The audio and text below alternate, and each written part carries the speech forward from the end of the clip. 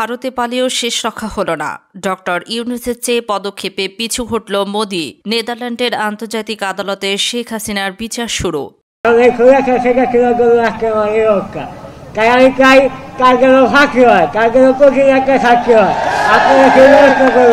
শেখ হাসিনাকে প্রকাশ্যে ফাঁসি দিতে হবে। ফাঁসি ছাড়া শেখ হাসিনার অন্য কোনো বিচার হতে পারে না। এবং সর্বশেষ জানাবো, যুক্তরাষ্ট্রের সজীবদের জয়ের অবৈধ সম্পদের গোপন নথিপত্র ফাঁস। এসব অবৈধ সম্পদ বাজেয়াপ্তির ঘোষণা। পাচার হওয়া টাকা ডক্টর ইউনূসের নেতৃত্বে শীঘ্রই দেশে ফিরিয়ে আনা হবে। এতক্ষণ শুনছিলেন সংবাদ শিরোনাম, এখন থাকছে বিস্তারিত। 1 লক্ষ জীবনের বিনিময়ে অর্জিত বাংলাদেশের স্বাধীনতা ও সার্বভৌমত্ব শুধু নিজের স্বার্থের কারণে ভারতের হাতে তুলে দিয়ে এদেশকে ভারতের কলোনি বানিয়ে রেখে অর্জন করেছিলেন এ শতাব্দীর ঘোষেটি বেগম খেতাব। একই সঙ্গে নিজের দেশ সংস্কৃতি ও ধর্মকে বিসর্জন দিয়ে তিনি ওই শিক্ষায় 15 বছর জ্বলেছে সারাটা দেশ। কখনো লগি বৈঠার তাণ্ডবে, কখনো চাপাতির আঘাতে, আবার কখনো পুলিশ, র্যাব কিংবা বিজিবির নির্বিচার নৃশংসগুলিতে। তারই ছত্রছায়ায় বাংলাদেশে ছড়ানো হয়েছে ভয়ঙ্কর ইসলাম ভীতি এবং মুসলমানদের বানানো হয়েছে জঙ্গি, পুরানো হয়েছে পবিত্র কোরআন, হত্যা করা হয়েছে শত শত আলেমদেরকে, ফাঁসিতে ঝোলানো হয়েছে শহীদ কাদের মোল্লা সহ এই বঙ্গের শ্রেষ্ঠ সন্তানদেরকে, রিমান্ডে নিয়ে টর্চার, বিচার বহির্ভূত হত্যাকাণ্ড, ক্রসফায়ার এবং গুমসহ মানবাধিকার লঙ্ঘনের খতিয়ানগুলো হাজার বছরের ইতিহাস হয়ে থাকবে। বিশ্বের প্রথম লেডি হিটলার হিসেবে তিনি অমর হয়ে থাকবেন দুনিয়ার ইতিহাসে। 5, তার হিংস্র ঘৃণাতন্ত্রের ছোবলে পুরো দেশ একসময় ছিল আস্তিক নাস্তিক বলয়ে বিভক্ত এবং চরম ফিতনাতে নিমজ্জিত। তার শাসনামলে মুক্তিযোদ্ধা, রাজাকারের বাচ্চার চেতনার নামে স্বাধীনতার পক্ষ বিপক্ষ দ্বন্দ্ব তৈরি করে পুরো দেশকে নিশ্চিত সংঘাত এবং গৃহযুদ্ধের দিকে ছেড়ে দিয়েছিল। দেশের পুরো রাজনীতিতে 1971 সালে লৌহপিঞ্জরে আবদ্ধ করে অন্যান্য সকল দলমত এবং পথকে ক্রিমিনালাইজ করে গণতন্ত্রকে কবর দিয়ে সামনে এগিয়ে যাওয়ার সকল পথ বন্ধ করে রেখেছিল। প্রতিষ্ঠা করেছিল এশিয়া মহাদেশের প্রথম লোকতান্ত্রিক ফ্যাসিবাদ। 6, দেশের মানুষের শেষ আশ্রয় বিচার বিভাগকে সম্পূর্ণরূপে ধ্বংস করে তিনি আওয়ামী লীগের দলীয় কার্যালয়ে পরিণত করেছিলেন। হাইকোর্টের রায় হাইকোর্ট দেয় না, আসে বঙ্গভবন থেকে। এমনই স্বীকারোক্তি দিয়ে তারই পোশাক প্রধান বিচারপতি থেকে। 7, তার দলীয় কর্মী বিশেষ করে ছাত্রলীগ ও যুবলীগ বানিয়েছিল এই যুগের ভয়ঙ্কর সন্ত্রাসী কিলার মেশিন।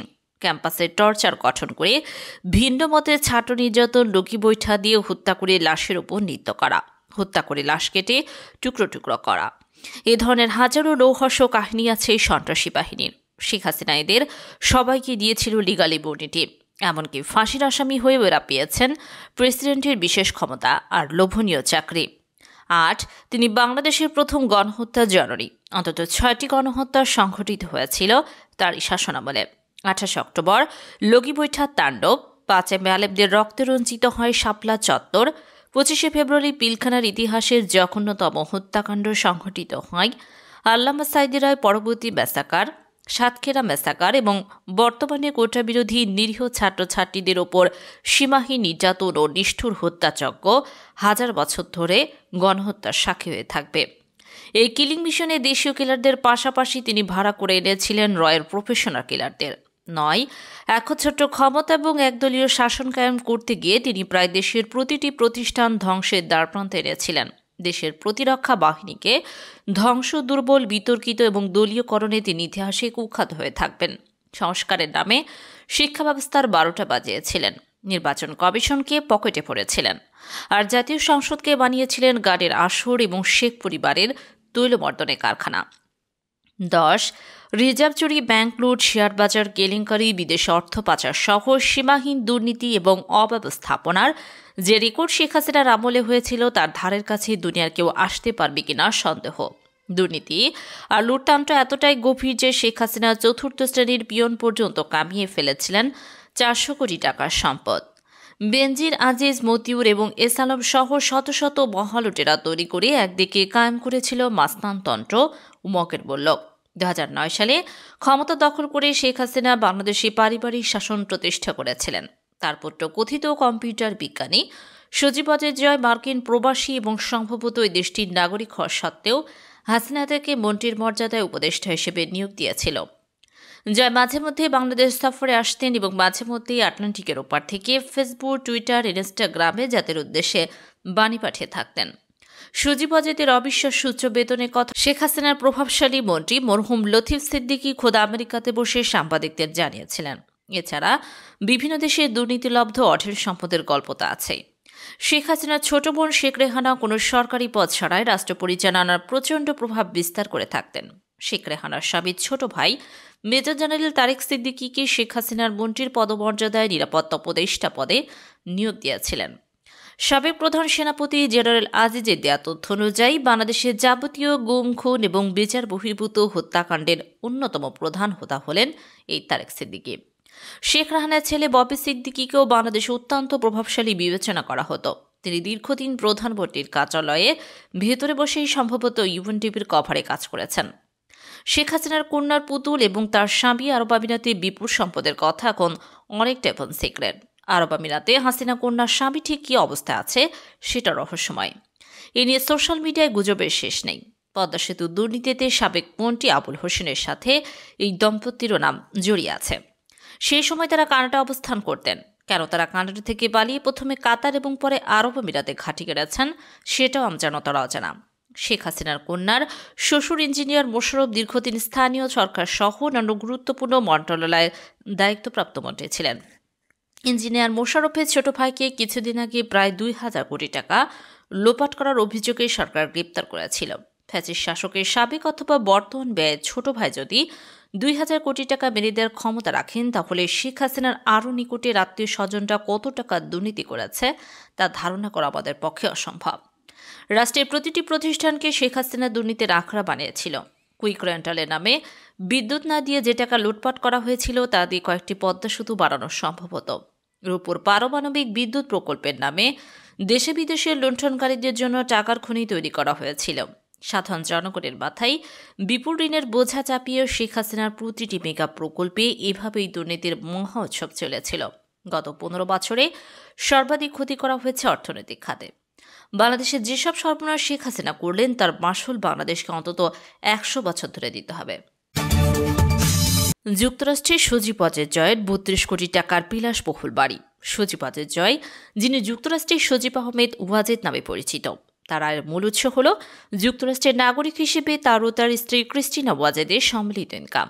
কিন্তু আমরা অনুসন্ধানে তাদের এমন কোনো ব্যবসা প্রতিষ্ঠানের সন্ধান পাইনি যা থেকে তারা যুক্তরাষ্ট্রের ভার্জিনিয়া অঙ্গরাজ্যের মতো জায়গায় বিলাসী বাড়ি ক্রয় করতে পারে।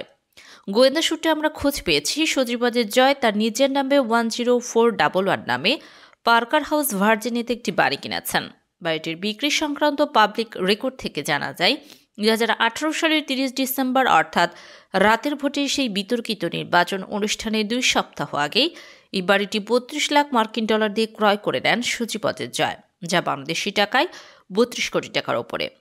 বিলাসবহুল এই বাড়িতে জয় বর্তমানে থাকলেও জয়ের নামে পুরানো ঠিকানা হিসেবে আরেকটি ঠিকানা ব্যবহার করায় আমরা প্রমাণ পেয়েছি জয়ের পাবলিক রেকর্ড থেকে, যেটি ঠিকানা হল 9911 Mill Run Ride, Great Falls, Virginia. ৬ bedroom এবং ৪ বাথরুমের এই বাসাটিতে জয় আগে বসবাস করত, যেটির বর্তমান মালিক হিসেবে আর্নেস্ট এবং জেনিফার নামের এক দম্পতির উল্লেখ আছে পাবলিক রেকর্ডে। তারা ১৭,৯০,০০০ মার্কিন ডলারের জয় থেকে ১১ অক্টোবর ২০২২ সালে বাড়িটি কিনে নেন, অর্থাৎ বাংলাদেশি মুদ্রায় বাড়িটি জয় ১৭,৯০,০০,০০০ টাকায় বিক্রি করেন। তবে একই দামে জয় ৩০ মে ২০১৯ সালে তার ও তার স্ত্রী ক্রিস্টিনার নামে বাড়িটি কিনেছিলেন। বাড়িটির বিস্তারিত বর্ণনা: ৬ বেডরুম এবং ৯ বাথরুম সংশ্লিষ্ট ১২,৫০৭ স্কোয়ার ফিট ২.৫৬ একর জমির উপর বিস্তৃত। এটি নির্মাণ হয়েছিল ২০০৭ সালে। দ্বিতল বিশিষ্ট অর্থাৎ ডুপ্লেক্স এই বাড়িটি কার্পেট এবং হার্ডউডের ফ্লোরে নির্মিত। এটিও আলাদা গ্যারেজ, প্রাইভেট সুইমিং পুল এবং অত্যাধুনিক এমন কোনো সুযোগ সুবিধা নেই যা এই বাড়িতে নেই। ভাড়া হিসেবে এই বাড়িটিতে থাকলে প্রতি মাসে ভাড়া বাবদ ১৫,৯৯৪ মার্কিন ডলার পরিশোধ করতে হবে, যা বাংলাদেশি মুদ্রায় প্রায় ১৬ লাখ টাকা। তাছাড়া এই বাড়িটি ব্যাংক ঋণে কেনা হলে মাসিক মর্টগেজে পেমেন্ট হতে প্রায় পারে ২৩,৮৬২ ডলার, অর্থাৎ প্রায় ২৪ লাখ টাকা। আমরা এই বাড়িটির ট্যাক্স হিস্ট্রি অর্থাৎ ২০১৮ সাল থেকে শুরু করে ২০২২ সাল পর্যন্ত বাড়িটির প্রপার্টি ট্যাক্স বাবদ সজীব অজের জয় কত টাকা পরিশোধ করেছেন সেই তথ্যটিও বের করেছি। গত 5 বছরে বাংলাদেশি টাকায় জয় বাড়িটির জন্য প্রপার্টি ট্যাক্স দিয়েছেন বাংলাদেশি টাকায় প্রায় 1,83,61,000 টাকা। নিউ ইয়র্ক পোস্টের প্রতিবেদনে বলা হয়েছে, এই বাড়িটি 1998 সালে যুক্তরাষ্ট্রের সদ্য বিদায়ী প্রেসিডেন্ট জো বাইডেন $3,50,000 দিয়ে কিনেছিলেন। 2010 সালে তিনি যখন ভাইস প্রেসিডেন্ট ছিলেন তখন তিনি বাড়িটি বিক্রি করে দিতে চেয়েছিলেন ছেলের চিকিৎসার জন্য। যদিও বারাক ওবামার আর্থিক সহায়তার কারণে শেষ পর্যন্ত বাইডেনকে বাড়িটি আর বিক্রি করতে হয়নি। বিশ্বের সবচেয়ে ক্ষমতাধর দেশের যিনি প্রেসিডেন্ট, তিনি ভাইস প্রেসিডেন্ট থাকা অবস্থায় যে বাসায় থাকতেন, সজীবদের জয়ের মতো একটি তৃতীয় বিশ্বের গরিব দেশের ভারতে পলাতক সাবেক প্রধানমন্ত্রীর ছেলে বাইডেনের থেকে কয়েক গুণ বেশি দামের বাসায় অর্থাৎ 32 কোটি টাকার বিলাসী বাসায় থাকছেন।